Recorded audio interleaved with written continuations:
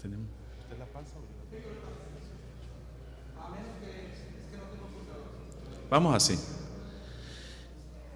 Saludos cordiales, hermanos. Si se percató, en la parte final de esta carrera, hoy amanecimos para dar el remate, si utilizamos la metáfora del atletismo, y estamos corriendo la última jornada, que ha resultado ser, por la sonrisa de los hermanos, los abrazos, los comentarios en el pasillo, las reflexiones, ha resultado ser una gran bendición. Alabamos al Señor por esta bendita coincidencia. 60 años de un libro, seminario de lectura, editorial Mundo Hispano, el pueblo del Señor de México inquieto por seguir pensando la predicación, y todo eso confluyó para que nosotros llegáramos a este lugar. Por mi parte, bueno, me toca predicar esta noche, pero quiero adelantar la gratitud por la gentileza con que el pueblo mexicano siempre me atiende, me recibe y me trata. En esta ocasión, hermano, he aumentado ya mi lista, diríamos, culinaria. Antes conocía nomás al pastor, de carne asada, y anoche conocí algo que le llaman trompo. Y entonces, hermano, mire que ratifico algo que sé de siempre. ¿Cómo comen los mexicanos? ¿Cómo come esta gente? Ellos no beben ni nada de eso, pero ¿cómo comen los hermanos mexicanos? Hermanos, gracias. Me corresponde conversar con ustedes algo en torno a la comunicación en general. Y de los elementos de la comunicación, ustedes saben que se habla de una fuente, de un mensaje, de código, del ruido, del receptor y demás. Yo quisiera tomar en cuenta el contexto y quiero a partir de allí resaltar. El contexto importa cuando nosotros nos vamos a comunicar. Y quiero proponer entonces, elevando el tema del contexto, de la realidad donde uno se está comunicando, donde uno va a predicar, donde uno está predicando, la cuestión migrante. Por ser una dinámica que, aunque tiene tiempo en nuestra región, parece que en estos días se ha recrudecido. Y yo me preguntaba, ¿qué relación existe entre la predicación y ese fenómeno que estamos viviendo nosotros, o qué debería existir? Y más o menos de eso quiero hablar. Pasemos la lámina, por favor. Vamos a pasarla, hermano, la lámina.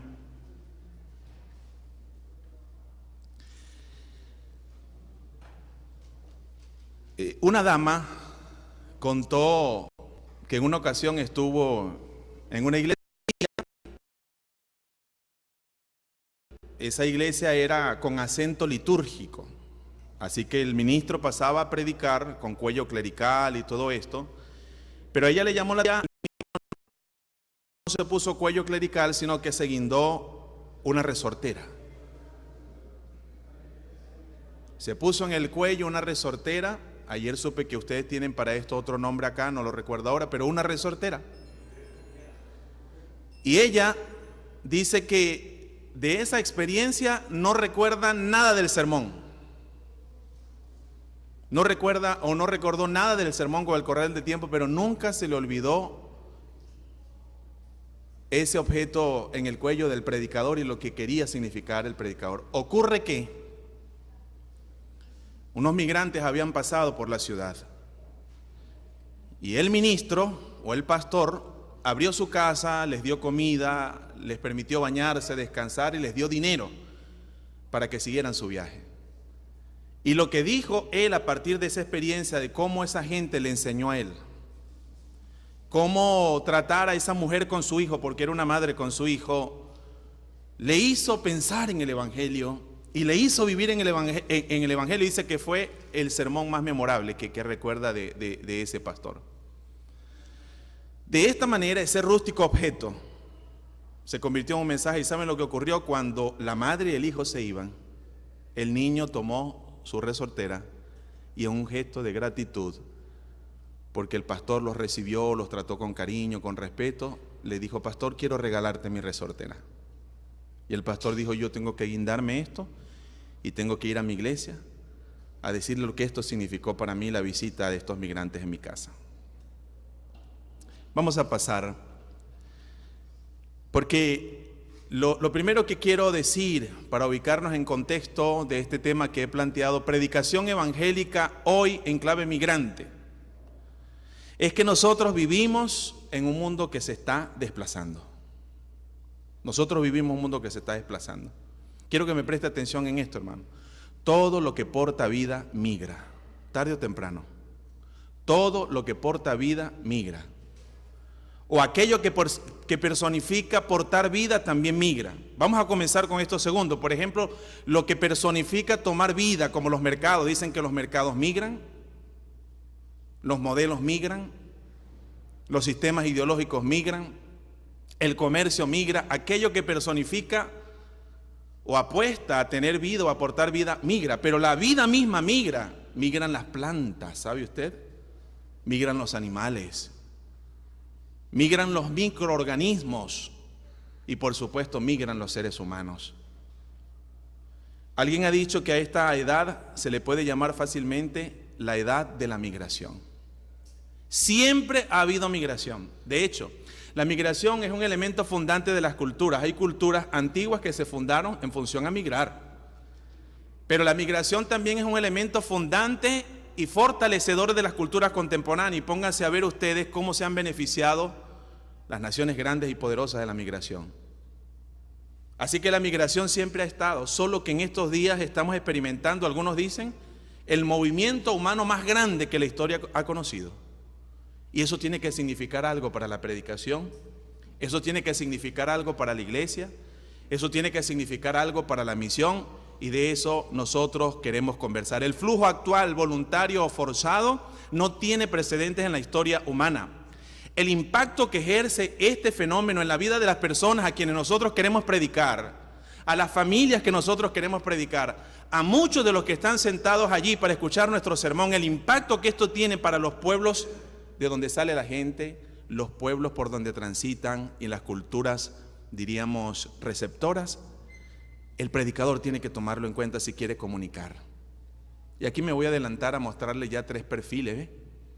Una cosa es el migrante que sale, otra cosa es el migrante que va de tránsito y otra cosa es el migrante que quiere establecerse en una cultura. Ya nos está dando. Para decirle algo, por ejemplo, de mi país, que ya vamos a ver las cifras, usted ve que el perfil del migrante que llega a Cúcuta, venezolano, el perfil del migrante que, ahí le voy indicando, yo le voy indicando para que vayamos en correspondencia, el perfil, ya vamos a esa cuando la pida me la pone. El perfil del migrante que llega a Cúcuta es la persona, el obrero, que no tiene ni siquiera para pagar un boleto de avión. ¿Y cómo se va? ¿Cómo se va? Se va caminando a Cúcuta, se va caminando a Perú, a Ecuador, que es una cuestión sin la indumentaria correcta. El perfil del migrante que llega a Lima y a Ecuador probablemente puede pagar un pasaje de bus nomás. El perfil del migrante que llega a Chile o Argentina es el profesional que vendió todos sus activos y que sacó todos sus ahorros y pudo irse en avión, pero comenzó desde cero. Y luego hay venezolanos prácticamente debajo de las piedras, en todas partes del planeta hay venezolanos en este momento. Y uno ya se pregunta, ¿cómo le predico al que está saliendo? ¿Cómo le predico al que está de tránsito? ¿Cómo le predico al que se va a establecer en mi cultura? Incluso, ¿cómo vamos a nosotros tener una pastoral para los que se quedan, los niños dejados atrás o las familias que se quedan en los países, como algunos que seguimos en Venezuela resistiendo? También podemos decir lo mismo de haitianos y demás. Ahora sí pasamos para notar que en el 2017, y esto hasta a mi entender es la estadística más actualizada, para 2017 se contabilizaba en el mundo una cifra de migrantes de 258 millones.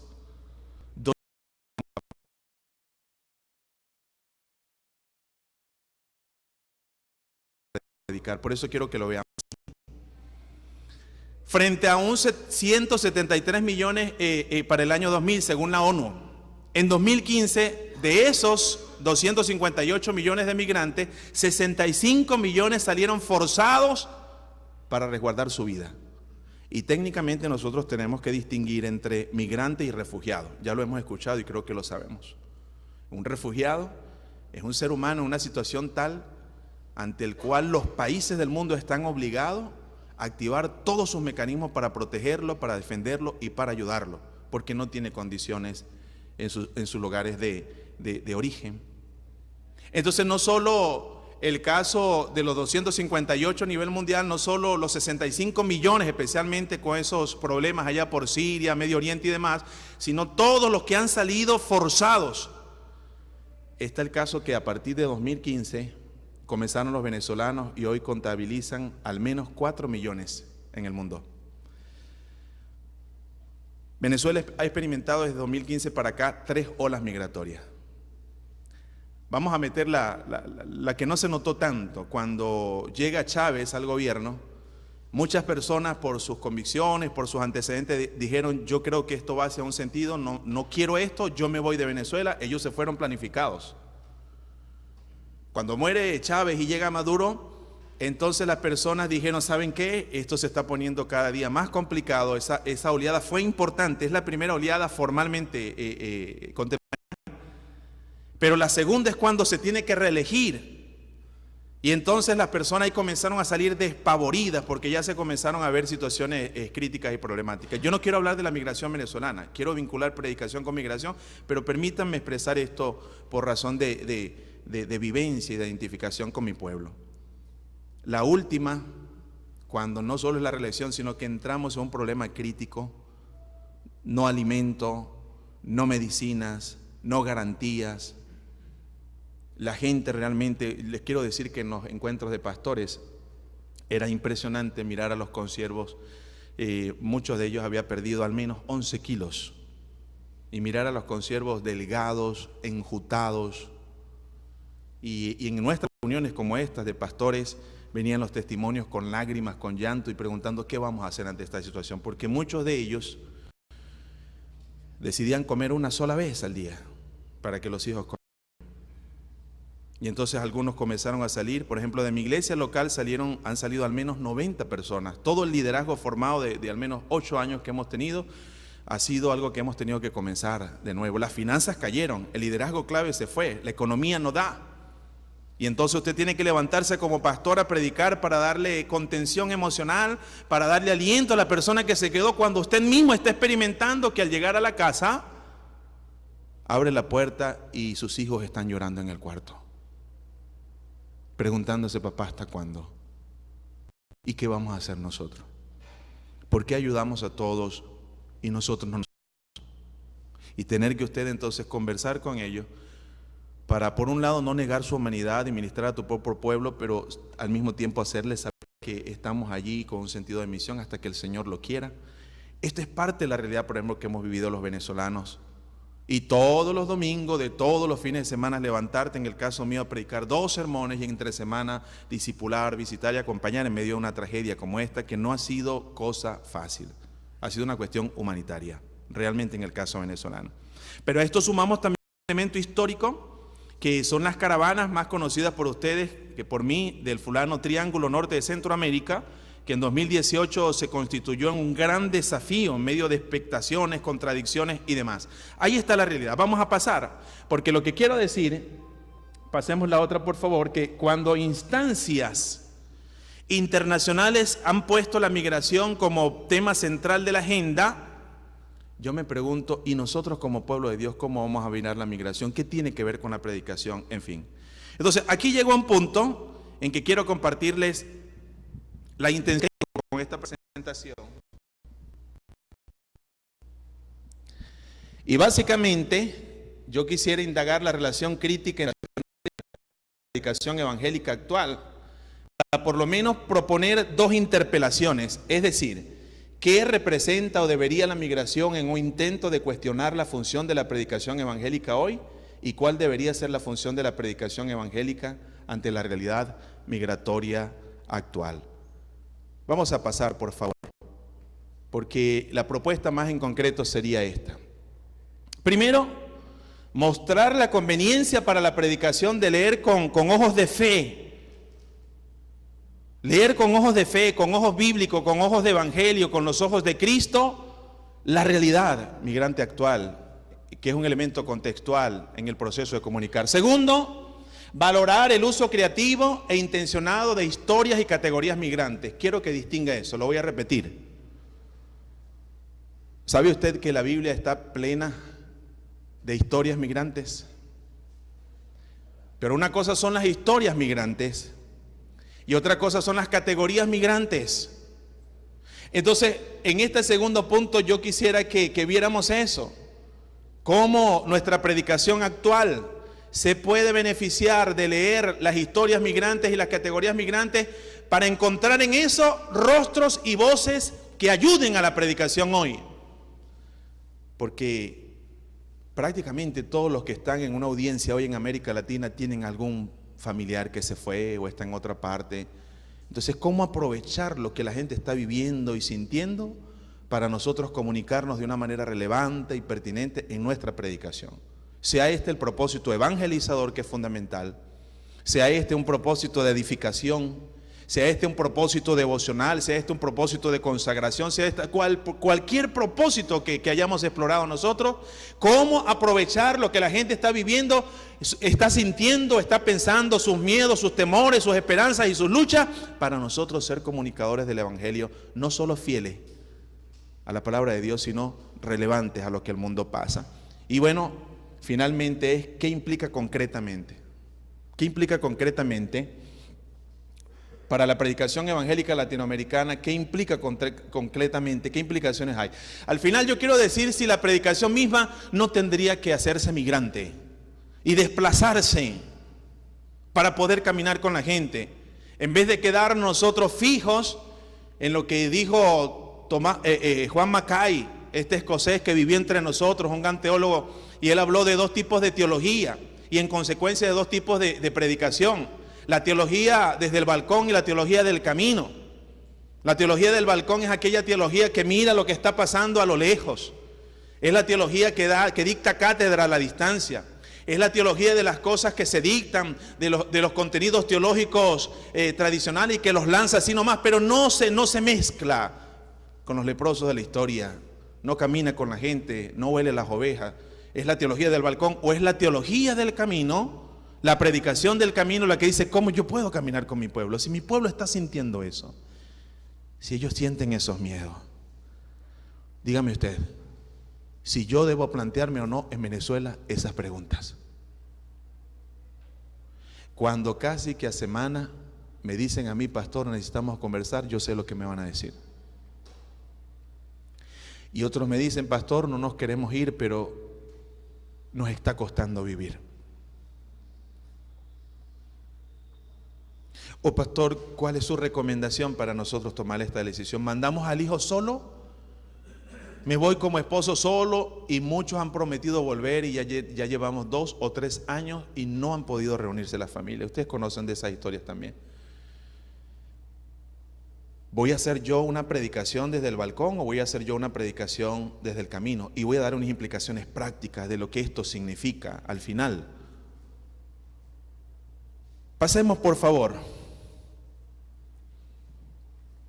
para considerar básicamente lo que yo entiendo, hermanos. Hay 3 desafíos. Hay 3 desafíos cuando nosotros nos planteamos, en este caso, la migración, pero pudieran ser otros rostros también.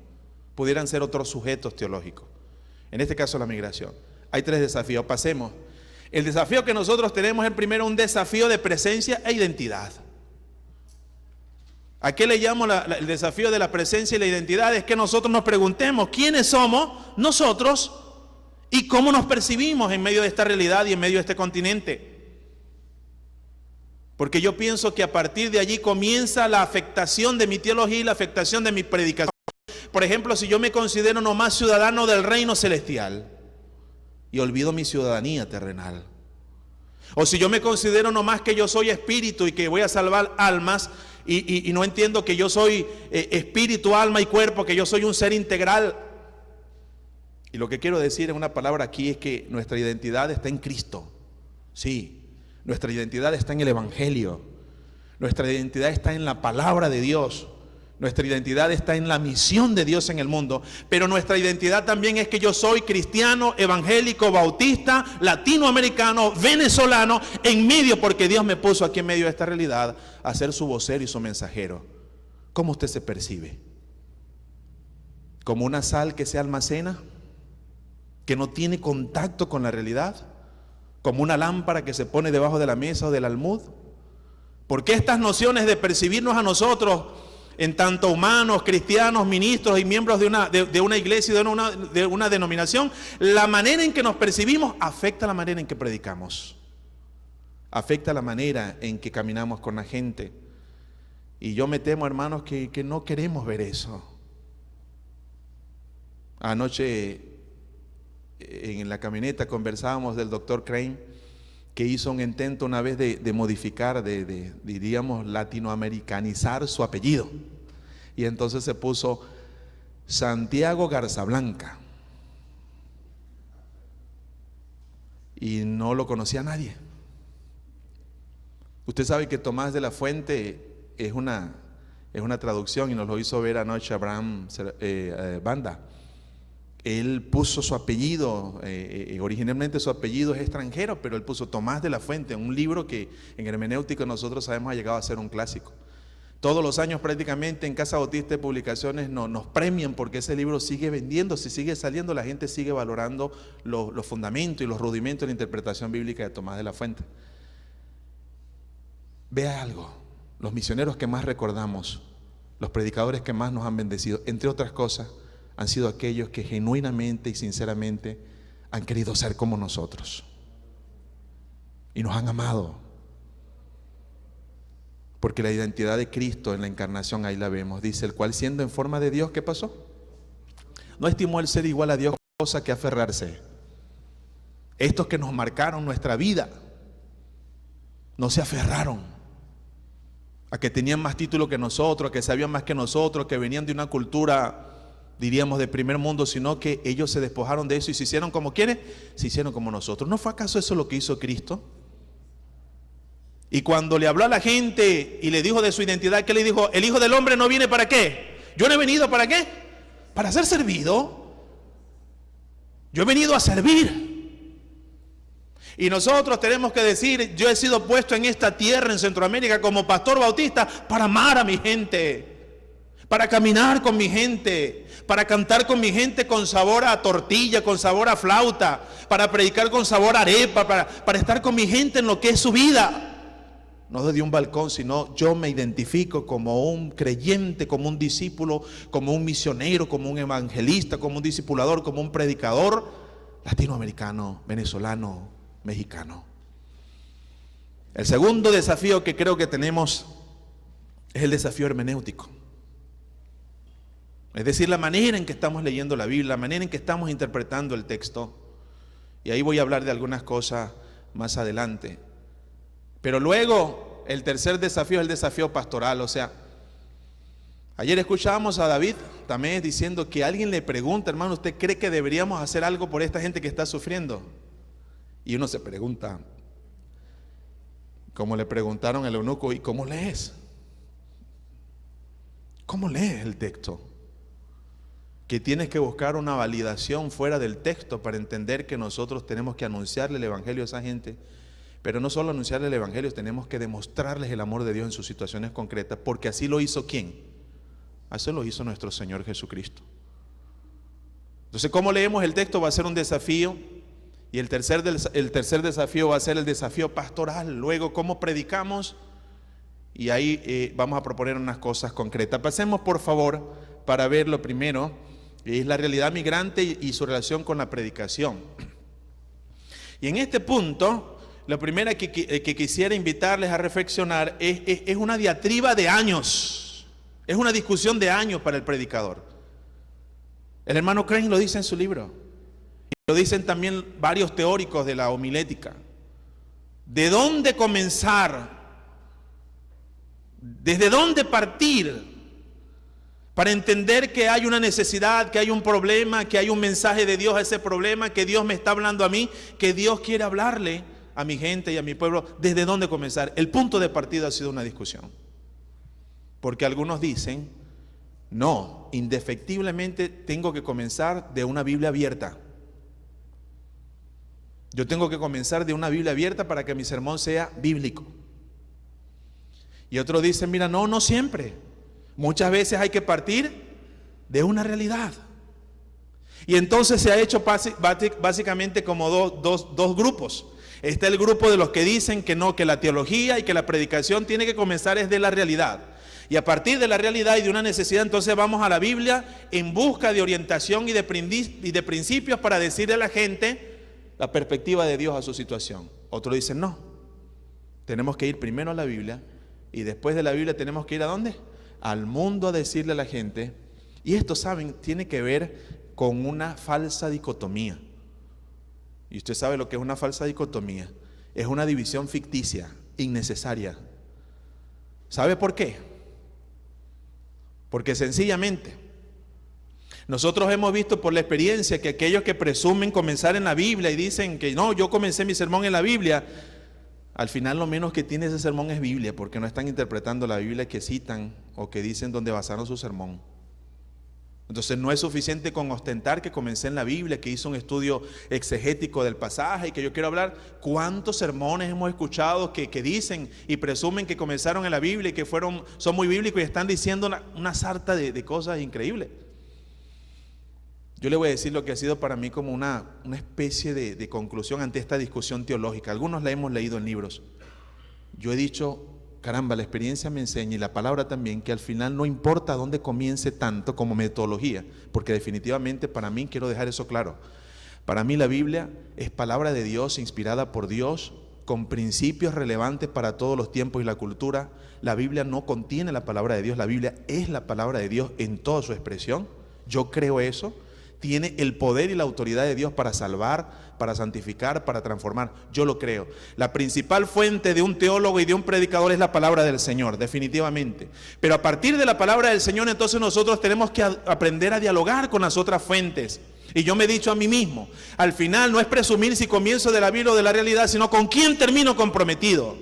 Y yo quiero terminar comprometido ¿con quién? Con Cristo, con su evangelio y con su reino. ¿Con quién estamos comprometidos al final cuando predicamos? Estamos comprometidos con Cristo, con su evangelio, con su reino y con lo que Él quiere decirle a su pueblo y a la gente en este tiempo. Así que, hermanos, yo pienso que la interpretación correcta de la Biblia es aquella que nos lleva a la realidad. Pero creo también que la lectura correcta de la realidad es aquella que nos lleva a la palabra del Señor, a buscar de Dios agua para el sediento, pan para el hambriento. ¿Qué fue lo que hizo Cristo en una de las parábolas, por cierto? Dijo, un padre tenía 2 hijos. ¿Dónde comienza Cristo? ¿Dónde comienza Cristo en su parábola?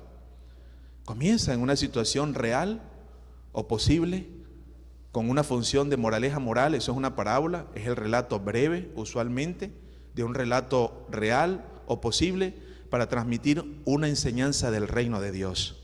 Pero a partir de la realidad los tomó. ¿Y a dónde los llevó Cristo? Los llevó al amor de Dios. Un amor de Dios que está oteando el camino esperando que los hijos regresen. Un amor de Dios que tiene los brazos abiertos para aceptar al que regresa. Un amor de Dios que hace fiesta cuando la gente se vuelve a Él. Un amor de Dios que no entiende cómo los hermanos mayores legalistas que piensan que uno se merece las cosas no pueden venir a festejar la gracia y la salvación de las personas. Al final nos lleva a esas categorías que son importantes teológicas, pero el Señor comienza a contar a partir de una realidad. Ahora, distínganme esto antes de salir de aquí, hermanos. Cuando yo estoy diciendo, vamos a la segunda cosa, por favor, pasemos allí.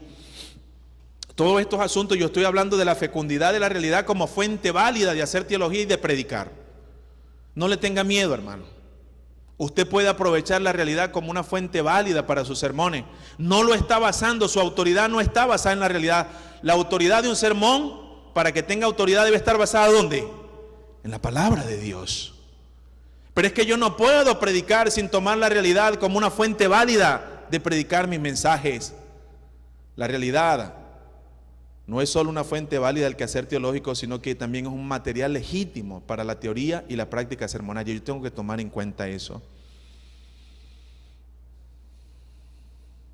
Están llegando unos sordos a nuestra congregación. El presidente de la Sociedad de Sordos de la región capital y el vicepresidente nacional con su esposa se están congregando en nuestra iglesia. Y yo he tenido que hacer unos cambios en mi predicación, porque no tomaba en cuenta eso y me montaba el micrófono acá, y entonces ella comenzó a decir: pastor, baja el micrófono un poco más porque queremos verle los labios para ayudarnos. Y entonces comenzaron a decir: ¿será que pueden mandar los cantos a veces para que nosotros miremos? Tuvimos que poner una persona al frente, es decir, en mi estilo, en mis maneras de decir, porque tengo que comenzar a pronunciar hasta la articulación, pero también las categorías que utiliza tengo que tomarla en cuenta, porque me están escuchando las personas que por su circunstancia física y psicológica y mental yo tengo que tomar en cuenta en mi predicación. Díganme ustedes, ¿tenía que yo tomar en cuenta eso de mi realidad, de mi congregación para predicar, sí o no? Sí, definitivamente que sí, definitivamente que sí. Ahora, yo quiero que vea algo. Voy a entrar en un punto un tanto árido, molestoso de pronto, pero que a mí me parece importante, y para hacerle ver de una vez, porque esto es una cuestión que ha traído entre nosotros bastante discusión. Antes de la década de los 60, la teología se resumía al discurso académico de ciertas verdades esenciales con muy poca o ninguna conexión con la realidad, bien para indagarla o para transformarla. Pero la irrupción en el hemisferio occidental de ideas liberales venidas de Europa, aupadas por el recién llegado protestantismo histórico, un sentimiento antirreligioso hacia la iglesia tradicional y la pugna de modelos políticos y sociales movieron la cosa, y la manera de hacer teología y predicar cambió. Estas cuestiones, por supuesto, afectaron la predicación. Resurge a final de este siglo, en la década de los 60, lo que ustedes han leído y conocemos como la teología de la liberación o las teologías de la liberación. Y desde canteras vinculadas principalmente al catolicismo, más que meramente extraer del suelo otra teología, lo que hicieron fue poner en el tapete una manera de hacer teología. Escúcheme bien, creo que es importante que me escuche bien acá para que me capte lo que yo quiero decir. ¿Qué hizo esta gente, especialmente de canteras teológicas? Con mediaciones de ciencias sociales, el sector más duro de la teología de la liberación asumió como fin del quehacer teológico el análisis de la realidad para transformarla, y se habló, por ejemplo, de liberación. Y una de las cosas que comenzaron entonces a hacer con mediación de ciencias sociales es buscar en las palabras bíblicas y en las categorías bíblicas, Éxodo y todo eso, las correspondencias con las ideas marxistas. Pero yo quiero aquí decir algo que me parece loable y que tenemos que ser nosotros honestos como estudiosos. Estamos aquí, y aquí hemos hablado de teoría de predicación y hemos hecho consideraciones filosóficas, sociológicas, también bíblicas y teológicas. Nosotros necesitamos ver algo loable en esa gente, y ya les voy a mostrar que hay que reconocerlo, seríamos mezquinos. Fue esta gente la que visibilizó la realidad y el contexto como fuente válida y fecunda de hacer teología. El mundo lo reconoce. Ellos comenzaron a decir: ¿cómo le voy a hablar de pan de vida a un muchacho que tiene hambre? O las casas en el cielo a personas que no tienen casa. Ellos pusieron en el tapete y nos enseñaron a mirar que la realidad es algo serio que hay que tomar en cuenta para predicar y vivir el evangelio. Segundo, promovieron el uso de varias disciplinas. Dijeron: aquí desde la teología podemos dialogar con cualquier disciplina que nos permita conocer mejor al humano, al entorno social y todas las cosas.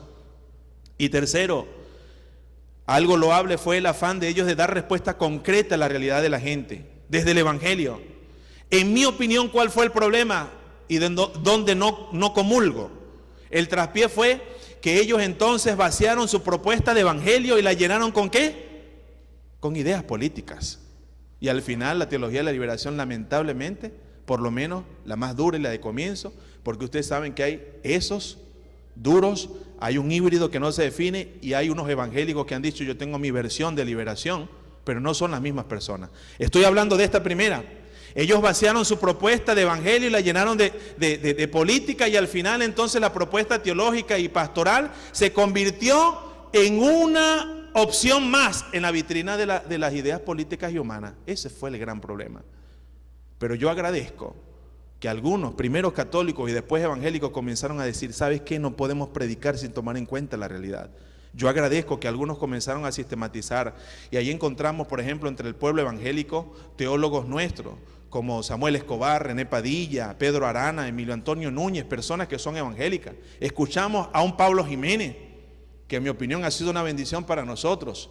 Entré en contacto con Abraham y Abraham me dice: ¿quién me recomienda? Yo le digo: para mí, una de las autoridades en este momento en vida de la teoría sermonaria es Pablo Jiménez. deberíamos escucharlo, porque nos va a dar rigor, nos va a dar criterio, pero es evangélico. Cree en la palabra de Dios como inspirada y revelada. Cree en el sacrificio de nuestro Señor Jesucristo, en el Dios Trino, en la necesidad de conversión, de llevar el evangelio y la esperanza, lo cree. Y así nosotros nos vamos librando, hermanos, a veces de esas dicotomías. Entonces yo no tengo ningún problema de decir, yo soy evangélico, soy bautista, creo en la palabra del Señor. Y creo que no hay sistema ideológico ni político que haga la transformación que solo el evangelio puede realizar. Pero entonces nosotros necesitamos desmontar una falsa dicotomía, hermano. Hay dos criterios al menos para la relevancia en la predicación que quiero que nosotros veamos en estas consideraciones. Y el primer criterio tiene que ver con la fidelidad. Parte de nuestra tarea y desafío implica entonces en ser fieles al evangelio que el Señor ha revelado en su palabra y ha revelado en Jesucristo, el criterio de fidelidad. Pero al mismo tiempo nosotros necesitamos asumir en nuestra teología y en nuestra predicación el criterio de la pertinencia. Y fidelidad tiene que ver con amar a Jesús. Gracias. Fidelidad tiene que ver con no comprometer nuestra lealtad con ningún Baal de la historia. Fidelidad tiene que ver con no poner nuestra esperanza final en ningún sistema político, ideológico, ni siquiera teológico. Fidelidad tiene que ver con que Cristo es el alfa, la omega. Cristo es la solución de Dios para mi condición fundamental, pero Cristo también es la respuesta para la vida abundante de los seres humanos y los pueblos. Eso es fidelidad. Entonces fíjese la dicotomía. Nosotros pensamos que la única manera de ser fieles a la Biblia revelar el evangelio. Para tú ser fiel a la Biblia, entonces tú tienes que ser impertinente a la realidad. Y nos han metido en eso. Y también nos han metido en una falsa dicotomía que dice que para tú ser pertinente a la realidad, entonces tú tienes que dejar de ser evangélico. Y necesitamos superar esa tensión. Porque escuchen, hermanos, algunos en aras de ser fiel han perdido el contacto con el mundo en su predicación y en su vida. Ellos serían felices si vivieran en un lugar que se llama Villa Bautista, donde todos somos pastores y todos comemos tacos y flautas. Villa Bautista, porque nosotros somos los meros meros. Y este mundo es malo y se está acabando y demás. Serían felices si vivieran en un mundo así. Pero el Señor dijo, yo no te pido que los quites del mundo, sino que los guardes del mal. En aras de la fidelidad al evangelio, a la palabra que se interpreta y se quiere predicar, han perdido el contacto con la realidad y han perdido el compromiso con ser luz y sal, que son competencias que el Señor nos ha dado. Pero otros, en aras de ser pertinentes a la realidad, se han vaciado del evangelio y se han convertido en una opción ideológica más en la vitrina de las opciones humanas de esta vida. Yo les pregunto algo, hermanos. ¿De qué somos responsables? ¿De ser fieles al evangelio o de ser pertinentes al momento de comunicarlo? ¿De qué somos responsables? Somos responsables de ambas cosas. Entonces se plantea para nosotros una tensión inevitable. Y esta tensión entre fidelidad al texto que interpreto y la pertinencia con que lo predico, lo vivo, es tan necesaria como la tensión que debe haber en una guitarra. ¿Qué pasa con una guitarra con cuerdas flojas que no tienen tensión? ¿Qué pasa con esa guitarra? No suena. No cumple su función, porque la vibración de ese elemento sonoro que se expande en el aire es lo que nosotros conocemos con sonido. Pero si no hay tensión, no hay vibración, y si no hay vibración, no hay sonido. Algo similar ocurre con la teología, algo similar ocurre con la predicación. Si no sabemos lidiar con la tensión entre fidelidad a la Biblia, el evangelio y la pertinencia en la manera de comunicarlo, nos vamos a quedar como guitarras muy pulidas, pero con cuerdas flojas, como luces debajo del almud, como almacenes de sal, porque no estamos cumpliendo la función que solo la iglesia recibió de Jesucristo. Necesitamos lidiar con esto y entender que en la realidad hay una fuente válida para predicar, para vivir, para asumir la misión. Por favor, a la teología y a la predicación se le reconoce entonces, como acabo de decir, a partir de los años 60, grandes ganancias. Pusieron el contexto como elemento válido, Nos enseñaron que podíamos dialogar con otra fuente para comprender el mundo, no para darle autoridad a la palabra. Y nos dijeron hay que preocuparse por las angustias de la gente cuando vamos a predicar y a vivir. Pero otros dicen que nuevamente estamos cayendo en algunas amarras. ¿Saben qué? Y aquí digo yo, en este tiempo nosotros tenemos que lidiar con el énfasis que se está poniendo en el show, en el espectáculo, en los números. Nos toca lidiar también con un auge de fundamentalismo. Y ya hay por ahí sectores que están hablando de fundamentalismos políticos, fundamentalismos sociales, pero también hay fundamentalismo religioso. Y yo decía ayer en mi intervención que un desafío para nuestra teología en este tiempo y la predicación es que vamos a hacer nosotros con ese brote de fundamentalismo en la manera de leer la Biblia y ser evangélico. Porque algunos nos están diciendo que si nosotros no creemos su teología sistemática, que si nosotros no tenemos la posición de ciertos autores o ciertos predicadores, entonces nosotros no somos fieles predicadores, nosotros no somos fieles al evangelio. Así como se ha reconocido ganancia a la teología de la predicación latinoamericana, al cabo de estos siglos también se están haciendo estos reclamos, y los reclamos de nuevas búsquedas. Así que, por ejemplo, aquí leo de Pablo mismo Jiménez, dice: las nuevas teologías latinoamericanas son efectivas, ya que parten de la realidad del pueblo, no de la teoría. Dejan de un lado el lenguaje abstracto, valorizan la práctica de la fe, aprecian lo autóctono y comunitario, buscan nuevas herramientas en la historia de nuestros pueblos para comunicar el mensaje evangélico. Así que en este tiempo nosotros tenemos el desafío de responder a estos nuevos retos a la teología y a la predicación. Ahí entonces vamos a pasar en esta relación crítica entre migración y predicación algunas consideraciones metodológicas para una predicación en clave migrante.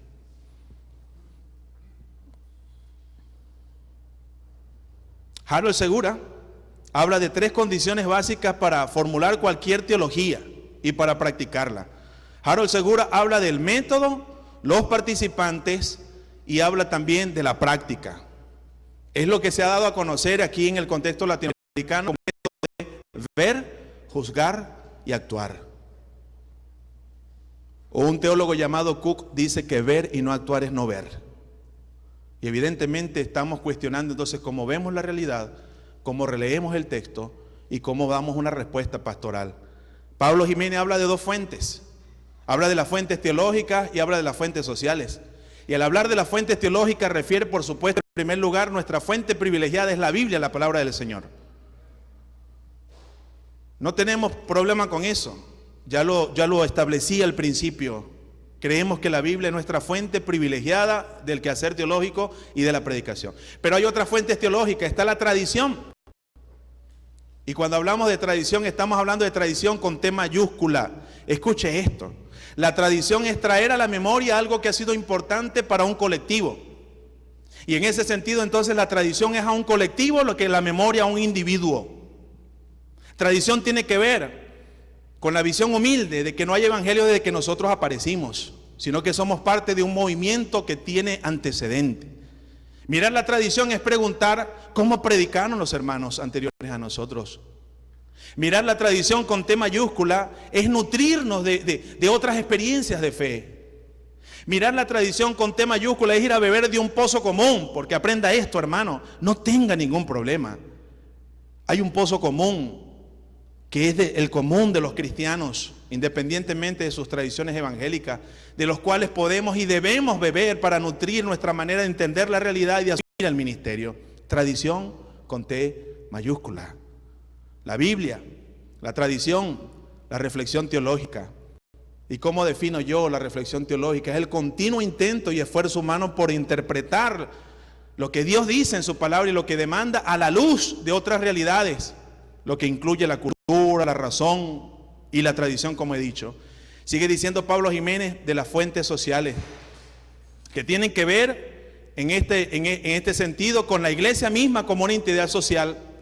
Porque la palabra de Dios en esto se parece a la Biblia, La palabra de Dios es viva y eficaz porque es palabra de Dios, es divina y es humana. Tiene naturaleza dual. Es la palabra eterna de Dios, pero transmitida en códigos humanos, de contextos humanos particulares para otros contextos humanos contemporáneos. Eso mismo vemos nosotros en la Biblia. La Biblia ciertamente es el pueblo de Dios constituido por los regenerados, donde Cristo es la cabeza, donde el Espíritu Santo habita y donde la misión viene del cielo y el mensaje viene del cielo para la tierra, pero también es una entidad social. Y en este sentido, nosotros necesitamos aprender a mirar la eclesiología más desde la encarnación, no desde la espiritualización, sino de una eclesiología que se encarna, que tiene que ver con las dinámicas de la historia para bien o para mal. Le voy a dar unos ejemplos. Mire cómo los primeros cristianos de la cultura. ¿Quién puede negar que los caminos romanos que se construyeron contribuyeron para la expansión del evangelio? Sería como negar, por ejemplo, que en el tiempo de la Reforma los reformadores se valieron de la imprenta para difundir las visiones, la vuelta al evangelio, la vuelta a la gracia, la palabra de Dios. ¿Quién lo puede negar? Porque ellos entendieron que siendo pueblo de Dios tenían el compromiso de aprovechar lo que la cultura les daba y utilizar los elementos de su cultura y de su sociedad para cumplir la misión que el Señor le encargó. Ahora, ¿qué tal nos está yendo a nosotros en ese cometido? Lo que fue para los primeros cristianos caminos romanos, lo que fue para los reformadores la imprenta y otras cosas, ¿qué es para nosotros hoy? Y cómo nosotros entonces, en diálogo con la cultura y la sociedad, estamos buscando maneras eficientes para comunicar el evangelio que nuestro Señor Jesucristo nos encargó. Quiero que pasemos, por favor, los migrantes y sus contextos como sujetos.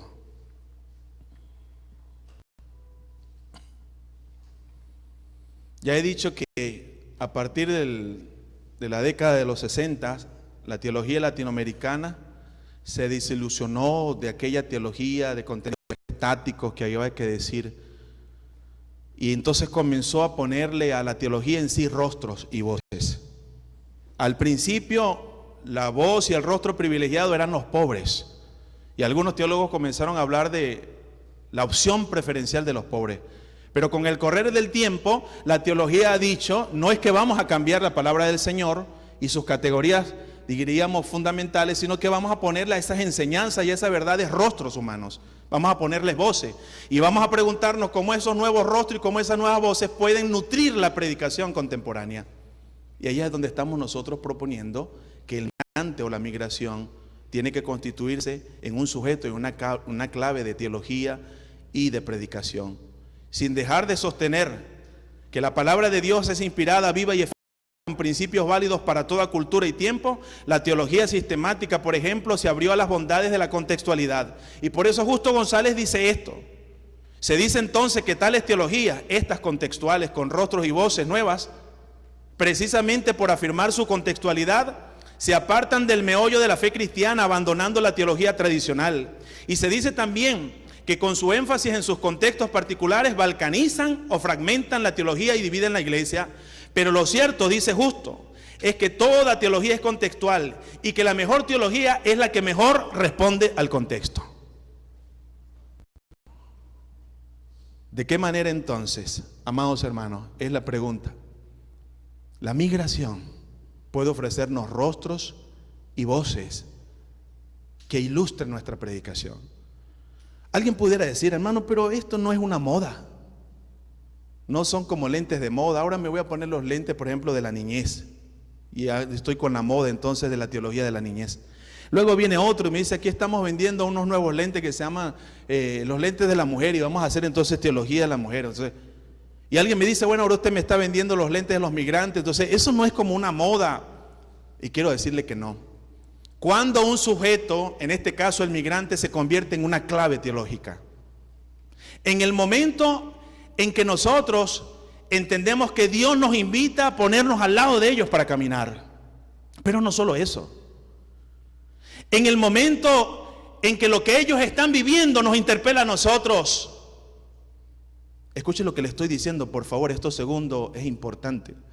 En el momento en que un migrante comienza a interpelarnos a nosotros en nuestro consumismo, por ejemplo.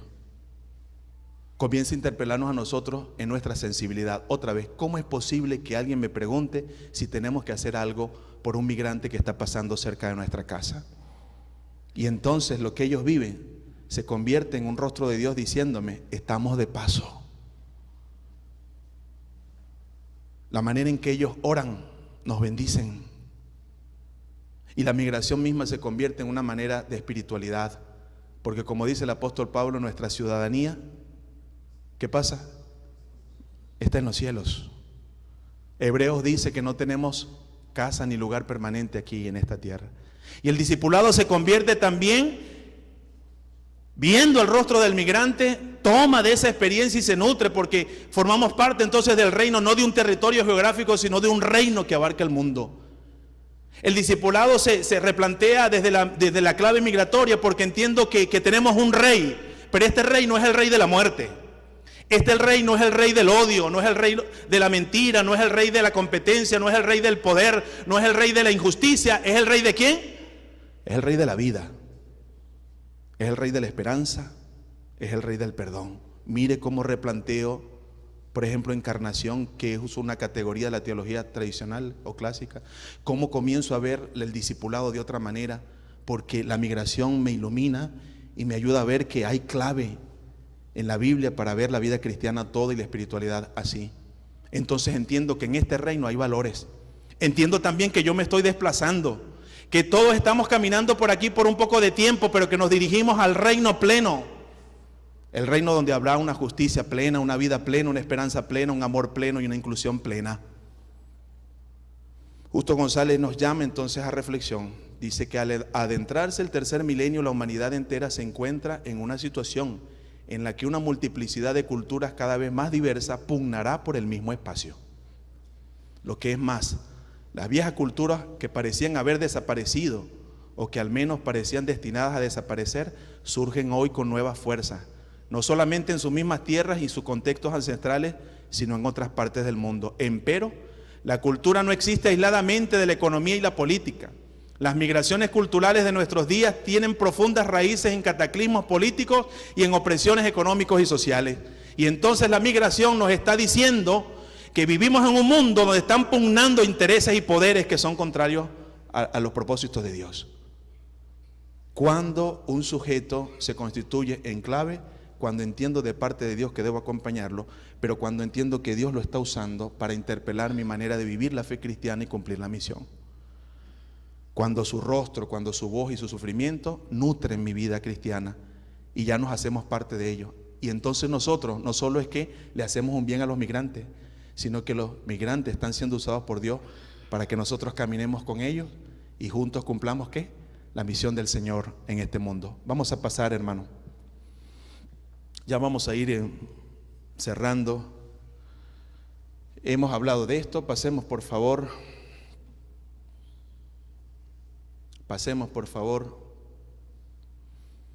Y es lo que acabo de decir, que cuando planteamos este sujeto como una clave de teología, encontramos que incluso las categorías clásicas de la teología conviertan a redimensionarse. Por ejemplo, aquí hay un autor, Louis Scott, nos da un ejemplo de una relectura en clave migrante y se las voy a presentar.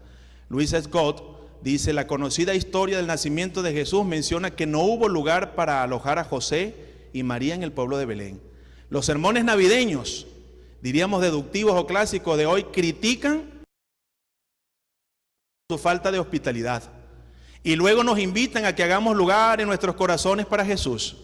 Así es que se predica usualmente ese pasaje en Mateo 25:4. Sin embargo, aquí viene la relectura del texto en clave migrante. Si Jesús tiene o tenía la razón cuando afirmó que lo que hacemos por uno de sus hermanos, aún por los más pequeños, lo hacemos a Él, parece más correcto decir que hacemos lugar en nuestros hacemos lugar en nuestros países para los extranjeros que quieren quedarse a vivir.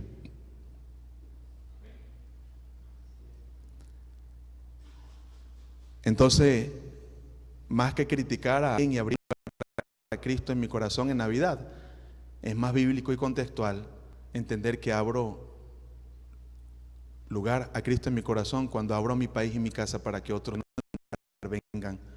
Es una manera de releer el texto diferente. Y así nos damos, hermanos, que Jesús también es ejemplo para nosotros en esto. Migró desde la eternidad. Juan 1:14 dice que el verbo se hizo carne y habitó entre nosotros. La palabra habitó allí en el original literalmente, y algunas versiones son osadas, dicen tabernaculizó. ¿Qué significa eso? Hizo un tabernáculo en medio de nosotros. No solo tuvo ascendencia extranjera, fíjese usted que nació en otro lugar lejos de su hogar. A causa de la persecución del poderoso de turno, junto a su familia paró como un refugiado internacional en Egipto. Conversó con extranjeros, los trató con respeto y los condujo a una relación viva con Dios y su reino de vida, libertad y esperanza. Alabó la fe de extranjeros, incluso los usó como ejemplo en sus enseñanzas. Y con relación a la parábola del buen samaritano, Scott dice que Jesús estaba forzando a los discípulos a mirar al migrante odiado como representante fiel de Dios, y los discípulos necesitaban conocer a Dios en el rostro de los migrantes. Hermano, estoy convencido de que Dios utiliza a los débiles y a los frágiles de la historia para hacernos conciencia de nuestra fragilidad, de nuestra miseria, de nuestra soberbia, porque a veces estamos muy cómodos. Encontramos entonces que la Biblia está llena de claves, de referencia y de historias migrantes. Hay un libro que escribió Elsa Tamés, publicado por la Sociedad Bíblica Unida Brasileña o Brasilera, y se llama Historias de Migrantes en la Biblia. Y una cosa que me agrada mucho de ese libro de Elsa es que Elsa con su libro diversifica y complejiza el perfil del migrante. Elsa, por ejemplo, habla de que no todo el mundo migró por la misma causa. Elsa dice que algunos migraron para reunirse como familias. ¿Se acuerdan el caso de José y su familia? No era el tema de que querían quitarle el trabajo a la persona del país receptor. No era el tema de que las mujeres querían quitarle los hombres a los otros o los hombres a las mujeres. No, era una cuestión de reunirse en familia. Hace algunos años, cuando comenzó quizás la segunda migración venezolana, un estudiante del seminario se me acercó y me dijo: pastor, hemos decidido irnos del país. Y una de las personas que quería que lo supiera era usted. Quiero que sepa que nos vamos por esta razón. Mi papá tiene un problema cardíaco severo. Es posible que le quede poco tiempo. Y él mismo nos pidió: ¿podríamos reunirnos en algún país de América Latina que no fuera Venezuela y que yo pueda vivir mis últimos años con mis nietos y con ustedes? Y creo, pastor, que en este momento la reunificación familiar es vital para nosotros. Él lo vio como un sentido de misión y de vida, y yo lo alabé y le agradecí que me contara eso. Elsa comienza a hablar de que hay gente que fue migrante por hambre. Nos dice también, releyendo el Antiguo Testamento, que hubo personas que emigraron por persecución política, por hostilidad, porque la vida estaba en amenaza. Y así comienza, porque yo creo que entonces la predicación nuestra tiene que ir a esas historias migrantes y a esas categorías migrantes. Escúcheme bien, hermano. Cuando hablo entonces de que la predicación tiene que hacerse migrante, es que tenemos que desplazarnos, tenemos que migrar. La manera en que estamos leyendo el texto es estática. Nos hemos establecido en un lugar, tenemos que caminar, tenemos que movernos, tenemos que migrar en la manera entonces de predicar, en la manera entonces de mover incluso a la gente, al pueblo del Señor en ese sentido. Pasemos, por favor. Otro ejemplo en este caso sería el tema del discipulado como clave. Quiero llegar a algunas implicaciones prácticas. La misión en clave migrante también lo hemos visto, implica ir a todas las naciones. Al final estaremos de toda tribu, toda nación y toda lengua. Las preguntas que tengo para ir un poco articulando es, vayamos al anterior. ¿Estamos dispuestos a desplazarnos? ¿Estamos dispuestos a desplazarnos en nuestra manera de comunicar? ¿Me recuerdan, por favor, cuáles son los dos elementos de tensión que tenemos que lidiar con qué? Con la fidelidad a la palabra, pero también tenemos que lidiar con qué? Con la pertinencia al comunicarlo y al decirlo. No podemos optar entre una cosa y otra. Es parte del compromiso de la predicación lidiar con esa tensión, pero eso implica movernos porque los tiempos cambian. La dinámica es que la palabra de Dios tiene componentes permanentes porque es palabra de Dios, pero entonces esa permanencia de la palabra de Dios implica vivirla y comunicarla en un mundo en constante cambio. Y así la teología y la predicación cumple una función mediadora entre lo que dice la palabra y cómo se vive. ¿Qué significa lo que Dios dice? Mi pregunta otra vez, hermano, ¿usted está dispuesto a migrar en su teoría homilética? ¿Usted está dispuesto a migrar en su práctica homilética? ¿Usted cree que realmente ahora por convicción, una vez que el Señor le ha traído, permítame decirlo providencialmente, a este congreso de predicación, Dios iluminó mi ser? Dios trató conmigo en esa reunión de predicadores, pastores, pastoras, hermanos, hermanas, y yo fui movido. Yo entendí que tenía que desplazarme, no solo en un sentido geográfico, sino en un sentido de mi lógica sermonaria. Yo entendí que tengo que migrar en mi manera de narrar el texto. Yo entendí que tengo que migrar en mi manera de caminar con el pueblo. Yo entendí que tenía que migrar en mi manera de vivir la palabra con la gente, de ser testigos, como escuchábamos esta mañana con Pablo, de ser un testigo de ese poder, de ese mensaje. Yo tengo que migrar, yo no me puedo quedar allí. No es cierto lo que me han hecho creer, que para ser fiel al evangelio entonces tengo que desatenderme de lo que está pasando en mi mundo. Como tampoco es cierto que para ser pertinente en mi predicación entonces tengo que vaciarme de evangelio. Es una dicotomía falsa que tengo que vencer. Si quiero ser fiel, yo voy a ser fiel al Señor de la palabra y a cómo se va a aplicar al mundo que me tocó, a mi gente, a mi pueblo, con sabor latinoamericano, con la realidad que estamos nosotros viviendo. Pregunto acá, ¿será que tomaremos de la migración ese carácter itinerante? Porque ahí la itinerancia se convierte en una categoría. Jesús fue típicamente itinerante. ¿Qué se dice de él? El Hijo de Dios ni siquiera tiene ¿qué? ¿Dónde recostar su cabeza? Ahora yo me pregunto, ¿eso fue una circunstancia cultural o nos dejó un modelo en la vida de no estarnos apegando a un mundo, de no estarnos conformando a los valores de un mundo que son contrarios a los valores del reino? Yo creo, bueno, porque en aquel tiempo culturalmente tenía que hacerlo así. Yo creo que la itinerancia en Jesús es un modelo teológico y es también una clave de predicación. La itinerancia es la disposición a no aferrarnos a nada, sino caminar con Jesús a donde Él nos convoca. Y si Jesús nos dice que tenemos que movernos, y si Jesús nos dice que tenemos que cambiar la agenda, y si Jesús nos dice que tenemos que asumir nuevos compromisos que hoy se están reclamando, yo me voy a mover, porque no le voy a levantar un altar a un sistema de predicación, no le voy a levantar a ningún altar a ninguna teología sistemática, no le voy a levantar ningún altar a ninguna idea. Yo voy a ser leal ¿a quién? Al Rey, que es Jesús, y a su evangelio, y Él me dirá cómo tengo que llevarlo en cada tiempo. ¿Estoy dispuesto a moverme? Pasemos, por favor. Y ya lo hemos visto. Entonces, si hemos comprendido toda esta teoría filosófica, histórica, bíblica, teológica, al cual hemos sido expuestos en este tiempo, yo les animo. Aquí algunos vienen de regiones, son pastores que pueden juntarse y decir, ¿sabes qué? Lleva tú las tortillas y yo llevo el guisado. Vamos a reunirnos. No vamos a dejar esto en la historia. ¿Qué tal si emulamos esto que fue el génesis de este congreso, que ellos tienen un seminario de lectura? ¿Qué tal si nos reunimos a hablar de lo que impartieron y nos preguntamos nosotros mismos cómo podemos migrar a una lógica inductiva, por ejemplo, de qué tanto nos hablaron? Esta noche, el texto en el que voy a predicar comienza con una invitación así, no puede arrancar de otra manera. Pero la lógica inductiva comienza dónde estamos parados, cuál es la realidad, cuál es el problema que tenemos. Y no solamente qué es lo que dice el libro de teología sistemática o el predicador del momento, o cuál es el sermón más copiado en internet. ¿Qué me reclama la realidad? Porque como mensajero de Dios tengo que decir algo al respecto. La lógica comienza. ¿Estamos dispuestos a desplazarnos, hermanos, a migrar a un modelo más narrativo? La pregunta es ¿cómo? Pero ahí tenemos que abrir espacio. ¿Cómo comenzamos a practicar? ¿Cómo comenzamos a ayudarnos unos a otros para ser más narrativo? Y yo cuento que no hay más nada narrativo que migrar con gente acompañada. Ahí se van contando historias. ¿Qué hacen los migrantes? ¿Qué hizo Israel? ¿Qué hizo Israel como extranjero? ¿Qué hizo Israel que cuando estaba en el camino, en el desierto, bueno, estaba allí? Iba narrando seguramente las historias y las proezas del Señor.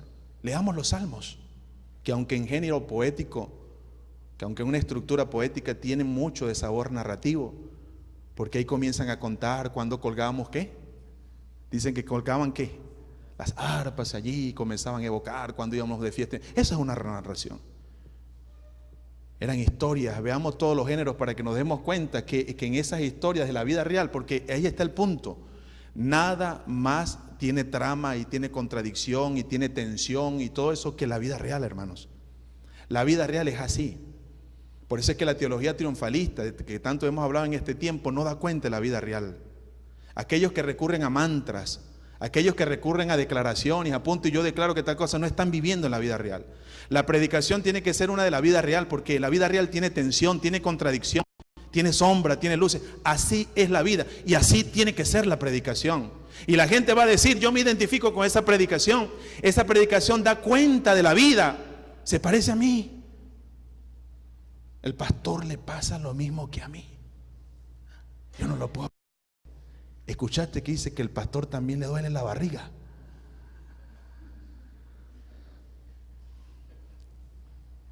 Y quizás algunos niños se van a sorprender de que el pastor también le da diarrea. También va al baño. Entienda bien lo que voy a decir, una predicación más plenamente humana. Que le diga a la gente, ¿sabes qué? Tomás, aquí entre nosotros se permite dudar, pero te vamos a tomar en la duda y te vamos a llevar al Señor. Como aquellos caminos de Emaús, que también puede ser una metáfora migrante, se estaban desplazando de la esperanza a la desesperanza. Iban con los hombros caídos, el ceño fruncido, la mirada al piso, preguntándose por qué todo se movió, todo se desplazó. 3 años le habían propuesto un cuadro que ahora se fragmentó. Este es el Mesías de Dios, mira cómo predica, tiene autoridad sobre la muerte, sobre los demonios y todo aquello. Y ahora terminó colgado en una cruz. ¿Y qué significa esta historia? Llegaron al punto del nudo. Y cuando se le junta aquel forastero, que no se escandaliza por sus preguntas, como a veces nosotros nos escandalizamos en la predicación, en la pastoral. Hermano, pero ¿cómo es posible que tú dudes? ¿Cómo es posible que te estés haciendo esa pregunta?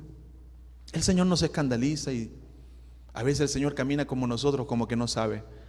Yo estoy convencido de que muchas de nuestras oraciones son como clases de teología a Dios, que queremos informarle. ¿Acaso no eres tú el único que no sabe todo lo que está pasando en este país? ¿Acaso tú eres el único que no sabe lo que está pasando en Venezuela? ¿Acaso tú eres el único que no sabe lo que está pasando en la iglesia, en México? ¿Qué te pasa? Y el Señor sigue caminando y con ternura los toma en el camino de la duda, los lleva por la palabra, tiene comunión en la mesa y los devuelve a la misión con esperanza. Nuestra predicación tiene que ser así. Una predicación que se pone al lado de los que van desesperanzados en los caminos. Una predicación que se pone al lado de aquellos que han pasado algo terrible con sus hijos o sus matrimonios y entienden que todo está perdido, que todo perdió sentido, y caminar con ellos y tomarlos en la duda y llevarlos a la esperanza, llevarlos a la vida de misión. Pero para eso tenemos que migrar a una predicación de la vida real. Hermanos, ¿estamos dispuestos a migrar a una espiritualidad de y para la vida toda? Que no simplemente repita los mismos sermones desencarnados. Una espiritualidad huidiza que dice que el mundo es malo, se está acabando y tenemos que salir despavoridos pronto para llegar a la eternidad. Sino una espiritualidad que dice, aquí vamos a vivir plenamente, tanto como podamos, la plenitud que nos aguarda en la eternidad. Y eso significa desde la predicación alegrarnos con el hermano, que el hijo sabe que tenía problemas de dislexia o lo que sea. Mi esposa es psicopedagoga. Es celebrar también cuando dieron los pasos y ya está pronunciando esta consonante que le costaba. O mi hijo alcanzó esto. Es hacer de la iglesia una comunidad que celebra la vida, y la predicación tiene que, porque dice que yo he venido para que tengan que vida y vida en abundancia. Pero nuestra predicación no tiene foco de vida abundante. Migremos al compromiso misional, migremos al peregrinaje comunitario. Toda esta ponencia está desarrollada en detalle en el Word que a través de nuestro hermano Abraham queremos hacer llegar. Yo quiero terminar con este relato.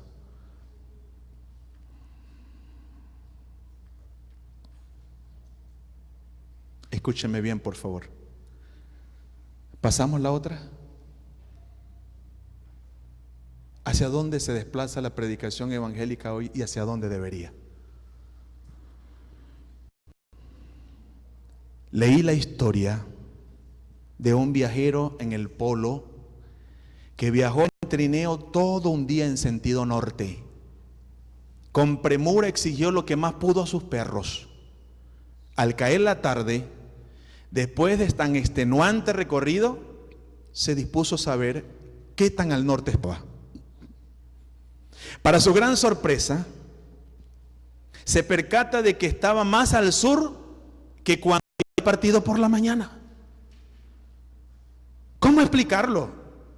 Durante el día corrió y corrió hacia el norte, pero lo había hecho sobre un témpano de hielo que estaba siendo arrastrado hacia el sur por la corriente del océano. Puede suceder que la iglesia se mueva en una dirección y hasta celebre su avance, pero el contexto más amplio de la realidad y el mundo, las necesidades, las miserias de la gente se mueven en dirección contraria. Y nosotros decimos, ¿te das cuenta de cuántas personas reunimos en el templo? Mira los aparatos que hemos logrado comprar. Tenemos la mejor música. Somos la iglesia más grande. Y comencemos con ese discurso triunfalista, pensar que estamos avanzando, cuando en realidad nos estamos moviendo en un sentido contrario a lo que el mundo está demandando y requiriendo. Lo voy a hacer más personal. Si analiza sus sermones, si analiza su ministerio de predicación, le pregunto, ¿hacia dónde va?